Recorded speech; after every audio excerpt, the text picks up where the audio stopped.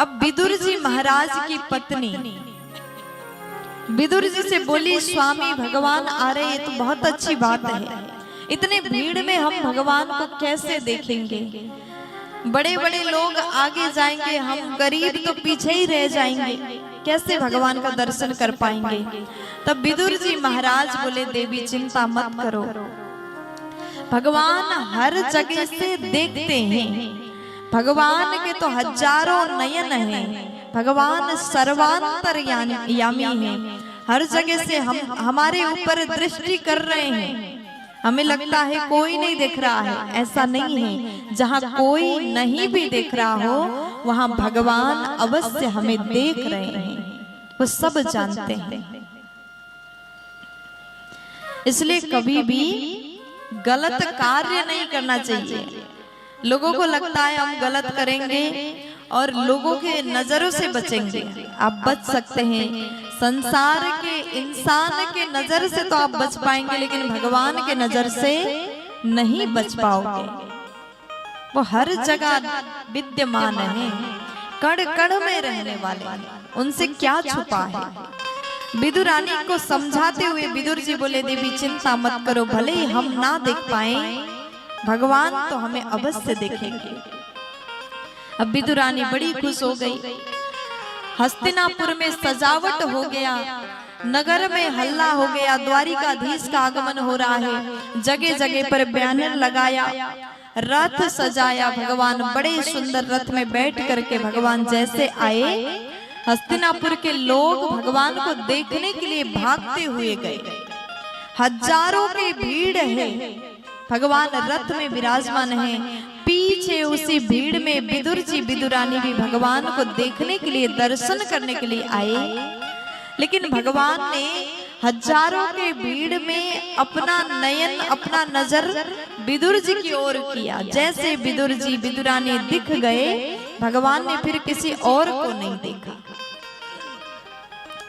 भगवान भी समझ जाते कौन मुझे प्रेम करता है, और भगवान देखते हैं सिर्फ अपने प्रेमी भक्त को देखते हैं। और जैसे भगवान ने विदुर जी विदुर रानी को देखा, विदुर जी महाराज धन्य हो गए। उसके पश्चात जैसे भगवान सभा में चले गए, बड़े बड़े लोग हैं, दुर्योधन ने पूछा कि केशव आप यहाँ पर आए हो, लेकिन आने का कारण क्या है, प्रयोजन क्या है, वो बता दीजिए। भगवान बोले, देखो कुछ नहीं, मैं यहाँ पर आया हूँ, ये पांडव भी तुम्हारे भाई हैं, इनको ज्यादा नहीं तो 5 गांव दे दो। लेकिन दुर्योधन बोला कि देखो युद्ध के बिन 5 गांव तो क्या, सुई के नोक बराबर जमीन भी हम देने वाले नहीं हैं, हम बिल्कुल कुछ भी नहीं देंगे। युद्ध होगा और युद्ध में अगर ये हमें हराएंगे तभी देंगे। अब भगवान बोले, चलो ठीक है, तुम्हारा इच्छा है युद्ध करने का, तो महाभारत होगी। अब उसके बाद भगवान बोले, ठीक है, काम नहीं बना तो यहाँ पर देर तक रुकना उचित नहीं, मैं जा रहा हूँ। दुर्योधन बोला, इतने दूर से आए हो, कम से कम भोजन करके चले जाओ, खाना खा के जाओ, मेरी माँ ने तुम्हारे लिए 56 भोग बनाया है। भगवान बोले कि आज मैं भोजन करूंगा विदुर काका के घर में। विदुर जी लोगों के भीड़ में बैठे थे, जैसे उनके कान में ये आवाज पहुंचा, भगवान कहते हैं कि आज का भोजन मैं विदुर जी के घर में करूंगा। विदुर जी को लगा भगवान ने कितनी कृपा कर दिया, मेरे घर में उनको खिलाने के लिए कुछ भी नहीं, इसलिए मैं कुछ अच्छा सा खरीद करके लाता हूँ। तुरंत बाजार की ओर गए, दौड़ करके गए मिठाई खरीदने के लिए। इधर भगवान दुर्योधन कहता है, दुर्योधन भगवान से बोला कि देखो खाना खा के जाओ, ऐसे जाना अच्छा नहीं लगता। भगवान बोले, तुम्हारे घर में तो मैं भोजन करने वाला बिल्कुल नहीं। कहते हैं अगर आप कहीं जाते हैं और आपका कार्य पूर्ण नहीं होता तो ऐसे परिस्थिति में भोजन नहीं करना चाहिए। प्यार से बोलो, थोड़ा जोर से बोल दो न जी। 3 परिस्थिति में भूल से भी भोजन नहीं करना चाहिए। कौन से 3 परिस्थिति? कहते हैं अगर आपको भूख नहीं है तो जबरदस्ती भोजन मत करो। किसी किसी का आदत होता है भले ही पेट भरा हो लेकिन सामने कुछ अच्छा सा भोजन रखा है तो उसको खा करके ही मानेंगे। पेट में जगह नहीं है फिर भी जबरदस्ती खाएंगे। बिना भूख भोजन मत करिए, ये आपके स्वास्थ्य के लिए अच्छा नहीं है। और दूसरा परिस्थिति, अगर आप किसी कार्य को करने के लिए उद्देश्य को लेकर के गए और आपका काम पूर्ण नहीं हुआ तो भी वहां पर भोजन करना व्यर्थ है। और तीसरा परिस्थिति, आप किसी के घर में गए, अगर वो प्रेम से भोजन करा रहा है तो कर लो, लेकिन खिलाने वाले व्यक्ति के मन में प्रेम भाव नहीं है तो ऐसे परिस्थिति में भोजन नहीं करना चाहिए। भगवान बोले दुर्योधन, न हमको भूख है न हमारा कार्य पूर्ण हुआ न तुम्हारे मन में मेरे लिए प्रेम है, तो हम तुम्हारे घर में भोजन क्यों करेंगे। तब दुर्योधन कुछ बोला नहीं। आज भगवान कृष्ण जी विदुर जी के घर में भोजन करने के लिए चले जाते हैं। उधर विदुरानी भगवान को याद कर रही हैं, शायद भगवान कृपा करके हमारे घर में भी, हमारे कुटिया में भी आ जाए। मन में चिंतन है। इतने में भगवान कृष्ण जी गए और गेट बजाया। अंदर से विदुरानी ने जैसे द्वार को खोला, सामने स्वयं भगवान को देख करके अत्यंत आनंदित हो गई। बड़े भाव से स्वागत किया, प्रभु आप पधारे, हमारा तो घर धन्य हो गया, हमारा जीवन धन्य हो गया, आइए न प्रभु आप अंदर विराजो। बड़े भाव से भगवान को बुलाया। भगवान कृष्ण जी आए और विदुरानी बोली, प्रभु आप इधर बैठ जाइए। एक आसन लगाया, भगवान बैठ गए और थोड़ी देर बाद बोली, प्रभु आप यहाँ पर नहीं, आप इधर बैठिए। कभी उस आसन को इधर रखा, कभी इधर रखा, बार बार भगवान से बोली, प्रभु आप थोड़ा इधर बैठ जाइए। कभी आसन को उल्टा करती है, कभी सीधा करती है। जब प्रेम भाव अंदर होता है ना, क्या करना है, क्या उचित क्या अनुचित हम भूल जाते हैं।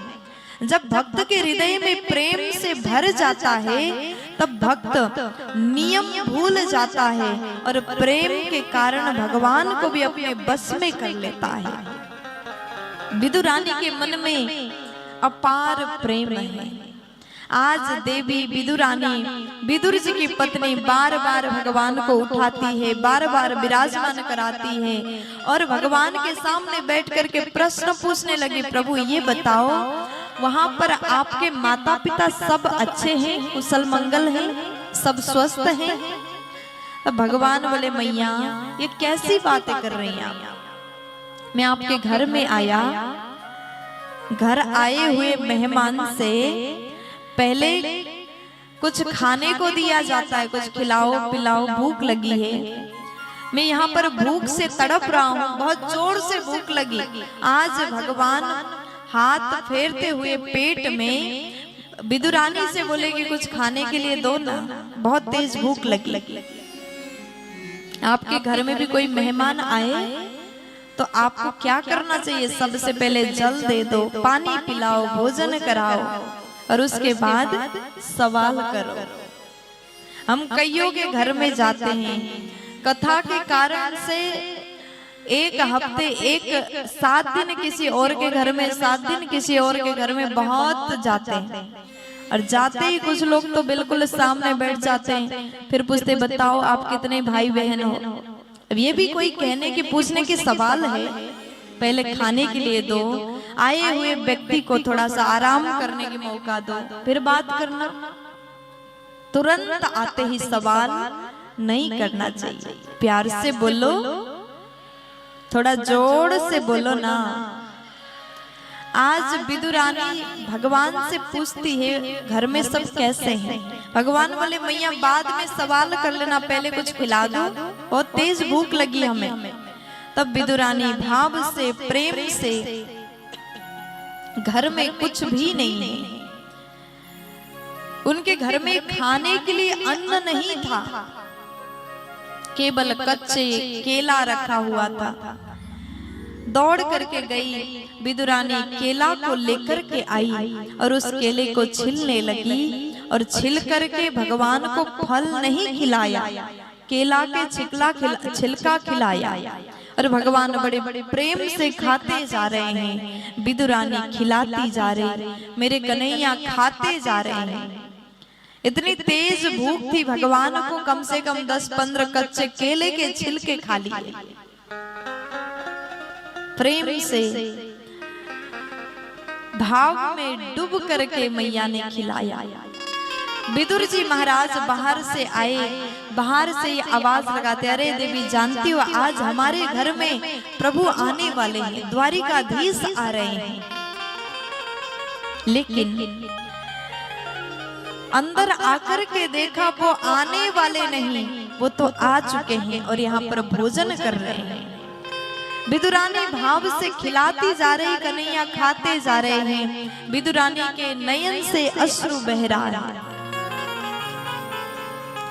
विदुर जी ने देखा और वो समझ गए विदुरानी केले के छिलका भगवान को खिला रहे, वो भी कच्चा। तुरंत तो विदुरानी के हाथ से वो छिलका फेंक दिया और डब्बे से मिठाई निकाला और भगवान को मिठाई खिलाया। और आज विदुर जी भगवान से बोले, कन्हैया क्षमा कर देना, गलती हो गई, हमारी पत्नी से भूल हो गया, प्रेम के कारण आपको ये क्या खिला रहे इसका भी इसको पता नहीं चला, क्षमा करिएगा, आपको तकलीफ हुआ होगा। मिठाई खिलाने के बाद विदुर जी बोले, प्रभु ये बताओ, मिठाई खाने के बाद थोड़ा अच्छा लग रहा है, कहीं केले के छिलके से गले में तकलीफ तो नहीं है, गले में दर्द तो नहीं हुआ? अब बताइए ना स्वाद कैसा है। भगवान बोले, देखो विदुर जी, विदुरानी ने जो हमको केले के छिलका खिलाया स्वाद उसमें भी था और स्वाद आपने मिठाई खिलाया उसमें भी था। आपने जो मिठाई खिलाया ये बड़ा स्वादिष्ट मिठाई था, लेकिन मैं दिल की बात आपको बताऊं तो विदुर जी, आपने जो मिठाई हमको खिलाया इसमें से ज्ञान का स्वाद आ रहा था और विदुरानी ने जो केले के छिलका खिलाया उसमें से ज्ञान का नहीं प्रेम का स्वाद आ रहा था। इसलिए मेरे नजर में ज्ञान से बहुत ऊंचा स्थान प्रेम का है। भगवान को पाने के लिए आप ज्ञानी बन जाओ ये जरूरी नहीं। हमें लगता है हम भगवान को कैसे मनाएं, हम तो अनपढ़ है, हमें संस्कृत भी नहीं आता, स्तुति करना भी नहीं आता, कुछ भी नहीं जानते, कैसे भगवान को मनाएं, कैसे प्रसन्न करें, ये हमारे मन में बात आ जाता है। लेकिन प्यारे, भगवान को प्रसन्न करने के लिए बहुत पढ़ाई करना आवश्यक नहीं है। आप में ज्ञान ना भी हो लेकिन आप में प्रेम है ना, तो वही प्रेम से परमात्मा प्रसन्न हो जाते हैं।